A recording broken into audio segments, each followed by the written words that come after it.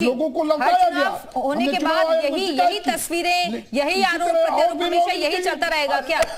अधिकारी इनके पक्ष में मतदान कराते रहे। देखिए दिव्या जी, 2022 के गठबंधन में समाजवादी पार्टी के हम थे। हम लोगों ने पूरी मुस्तैदी से चुनाव लड़ाने का काम किया। पूर्वांचल की धरती इस बात की गवाह है। माननीय राष्ट्रीय अध्यक्ष श्री ओम प्रकाश राजभर जी ने किस तरीके से पूर्वांचल की धरती पर समाजवादी पार्टी की सीटों को जिताने का काम किया।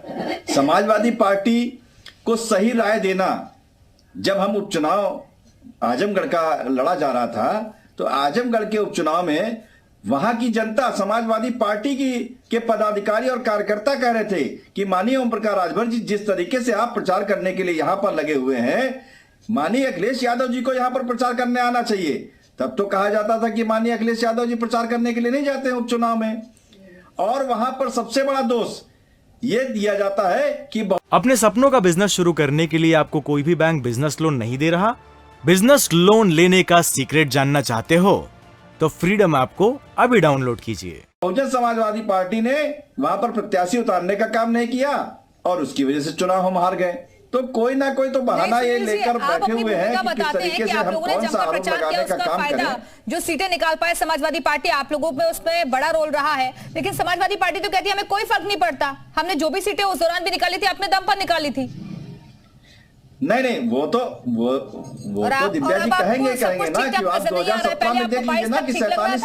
अब आपको उन्हीं सब में मीट निकालने लग गए। नहीं, हम तो दिव्या जी, हम तो कह रहे थे कि जनता के दरवाजे जाना पड़ेगा, खाली बैठकर चुनाव नहीं लड़ा जाता है। आज वही काम माननीय अखिलेश यादव जी ने किया। आज देखिए ना कि सिर्फ और सिर्फ मैनपुरी में चुनाव लड़ने का काम कर रहे थे। आप बताइए ना कि क्या खाली मैनपुरी में ही चुनाव हो रहा था? क्या रामपुर में चुनाव नहीं हो रहा था? खतौली में चुनाव नहीं हो रहा था?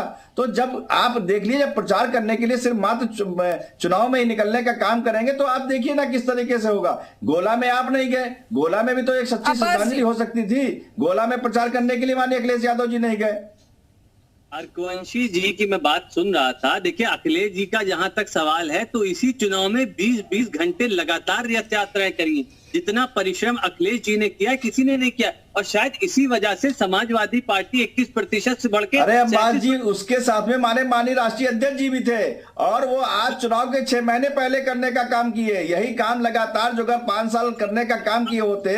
अभी आप देखिए ना कि माननीय आजम खान जी जब जेल से छूटे तो माननीय शिवपाल जी गए, माननीय अखिलेश जी के पास समय नहीं था। आप उनके मुद्दों को लेकर कितना लड़ने का काम किए। हम लोग जो काम कर रहे थे, हम लोग माननीय राष्ट्रीय अध्यक्ष जी से यही तो कह रहे थे कि जनगणना के लिए कितना सत्र चल रहा है, इसके लिए कितना इस मुद्दे को उठाने अगर का काम करेंगे। नहीं आया, सत्ता में नहीं आया तो आप हमारे काम करेंगे। न्याय समिति की रिपोर्ट लागू हो, इससे पिछड़े पार्टी बहुत समाज के लोगों लेकिन को न्याय मिल सके, पार्टी इस पर कितना काम चुनाव में करेंगे। कहां तक सफर किया, हम कितना आगे बढ़े, क्या आपको नहीं दिख रहा है? हम सरकार तो आप हमारी आलोचना कर रहे हैं। चलिए, आप मानने वो नहीं निकले, कब नहीं निकले मुझे नहीं पता। अब निकले तो आपको तारीफ कर दीजिए आप उनकी, आप क्यों नहीं कर रहे हैं? बात यह है कि आप देखिए, विचारधारा आपकी तटस्थ नहीं है।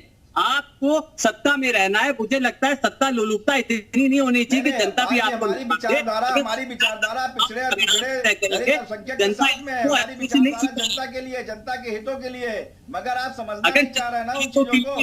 तो आप बताइए कि भारतीय जनता पार्टी ने 6 महीने में कौन से ऐसे अच्छे कार्य कर दिए कि आप भारतीय जनता पार्टी की तारीफ करने लगे? आप ही मैनपुर में तो चुनाव लड़ते हैं, आप जीत जाएंगे क्या? बताइए। नेताजी देते थे तो आप सीधा हमको बीजेपी के वोट पा रहे हैं, बताइए ना। अगर जनता भाजपा जब भाजपा की सरकार दोबारा बन गई तो इसका एक कारण आप आलोचना करिए, आलोचना से समस्या नहीं आप आलोचना करिए। लेकिन आप एक बात बताइए, सुनील अर्कवंशी जी वो कह रहे हैं कि आपकी विचारधारा ही क्लियर नहीं है। अभी जिस पार्टी को आप कुछ वक्त पहले तक कोसा करते थे, अब आपको वही पार्टी अच्छी लगने लग गई है। आपका स्टैंड ही क्लियर नहीं है। नहीं दिव्या जी, मेरा स्टैंड बिल्कुल क्लियर है। हम जनता के हितों के मुद्दों को लेकर जनता के दरवाजे जाने का काम कर रहे हैं। अभी हमने 75 जनपद में रथ यात्रा निकालने का काम किया, जिसमें हमने सावधान करने का काम किया। जिनकी 4-4 बार सरकार रही हो, सपा की सरकार रही हो, बसपा की सरकार रही हो, वो न्याय समिति की रिपोर्ट पर नहीं बोलेंगे, वो जातिगत जनगणना पर नहीं बोलेंगे। दिखाई दिए ना आपके नेता दरवाजे आप चलेंगे।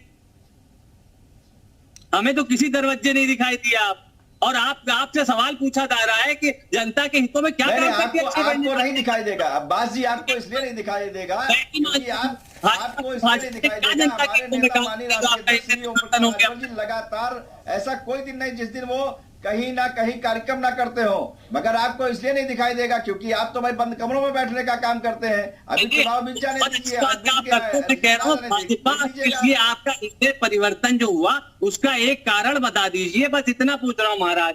6 महीने में जनता के हितों की लड़ाई लड़ने वाली आपकी पार्टी को भाजपा का क्या काम अच्छा लग गया जो आप उनके पक्ष में बोलने लगे? बस इतना सा सवाल है। नहीं, हम वही तो है बात, हम आपको सही राय देंगे तो आप सीधे सीधे भाजपा के खाते में भेजने का काम करते हैं। बस यही सबसे बड़ी समाजवादी पार्टी की दिक्कत है। हम जनता के हितों के मुद्दों को लेकर सदन में, आज सदन चालू हुआ है, हम इसको कल भी उठाने का काम वहां करेंगे कि न्याय समिति की रिपोर्ट कब लागू होगी, जातिगत जनगणना कब होगी उत्तर प्रदेश में, हम इन मुद्दों को उठाने का काम करेंगे। क्या माननीय अखिलेश यादव जी इस मुद्दों सुनील जी 24 क्या बीजेपी के साथ ही लड़ेंगे क्या आप? आते और हम ये काम ना करते, आप हमसे लड़ते, हमारे खिलाफ मोर्चा खोलते। देखिए चुनावी गठबंधन जो होते हैं वो चुनाव के समय होते हैं, चुनाव के 5-6 महीने पहले होते हैं। अब किसके साथ गठबंधन होगा ये माननीय राष्ट्रीय अध्यक्ष जी का काम है, माननीय राष्ट्रीय अध्यक्ष जी तय करते हैं। हम लोग इस पर नहीं तय करते कि किसके साथ हम लड़ेंगे। हम लोग अपने लगातार संगठन पे काम कर रहे हैं, नेताजी के मिशन को आगे ले जाने का काम कर रहे हैं, जनता का हित। अपने सपनों का बिजनेस शुरू करने के लिए आपको कोई भी बैंक बिजनेस लोन नहीं दे रहा? बिजनेस लोन लेने का सीक्रेट जानना चाहते हो तो फ्रीडम ऐप को अभी डाउनलोड कीजिए।